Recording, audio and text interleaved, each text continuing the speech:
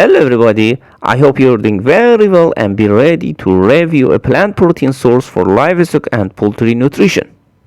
Poultrymen are exploring alternative feed ingredients to enhance the nutritional profile of chicken's diet while managing feed costs. As you know, poultry producers typically use soybean meal as the primary ingredient, but it is facing rising prices. Therefore, we are forced to find better replacements. And cottonseed meal can be a good choice. Thus, let's know more about the cotton and its byproduct. The word cotton has Arabic origins and derived from the Arabic word cotton. Cotton cultivation was usual in Central Asia from ancient times. In other words, gossypol species are distributed in arid and semi-arid regions of the tropics and subtropics, and generally as shrubs or shrub-like plants are diverse in morphology and adaptation. Cotton is a soft and fluffy staple fiber that grows in a bowl or protective case around the seeds of the cotton plants of the genus Gossypium in the mallow family. The fiber is almost pure cellulose and can contain minor percentages of waxes, fats, pectins, and water. Cultivated cottons are perennial shrubs, most often grown as annual plants, which are 1 to 2 meters high in modern cropping systems. The leaves are broad and lobed with 3 to 5 lobes.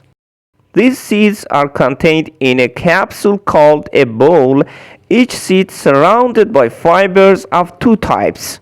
At first, longer fibers or staples for high-quality textiles, and secondly, shorter fibers called linters for low-quality textiles. Then, after the main product of cotton, let's review cotton byproducts in farm animal nutrition.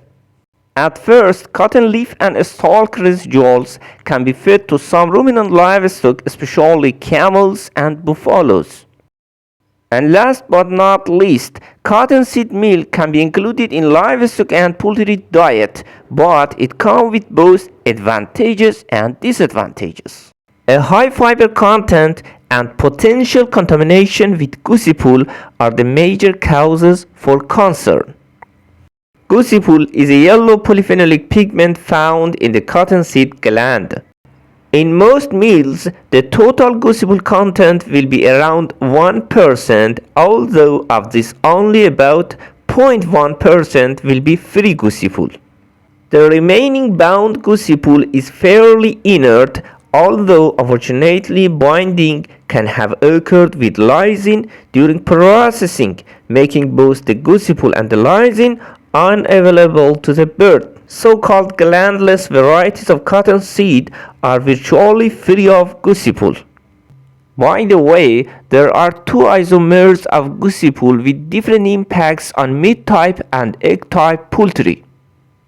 Birds can tolerate fairly high levels of gossypol before there are general problems with performance, although at much lower levels, there can be discoloration of egg yolk and albumin.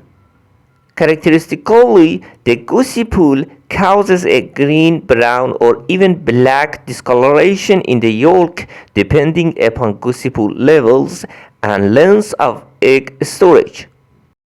As storage time increases, the discoloration intensifies, especially at cool temperatures in the refrigerator around 5 centigrades or lower, where there is more rapid change in yolk pH. Adding iron at a 1-to-1 ratio in relation to free gossypol greatly increases the dietary inclusion rate possible in broiler diets and also the level at which free gossypol becomes a problem with laying hens. If cottonseed meal contains any residual oil, then cyclopropanoid fatty acids including malvallic and stercolic acids may contribute to egg discoloration. These fatty acids are deposited in the vitelline membrane and alters its permeability to iron that is normally found only in the yolk.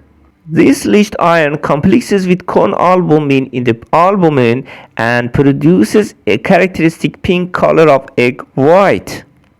Unlike gossypol treatment, addition of iron salts such as ferrous sulfate doesn't affect this albumin discoloration, and the only preventive measure is to use cottonseed meals with very low residual fat content.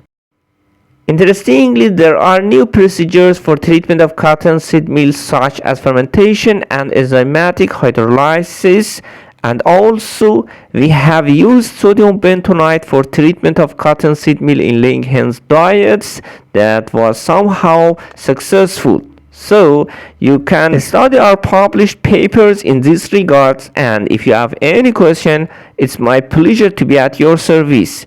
Thanks a lot for your time and attention. Bye bye.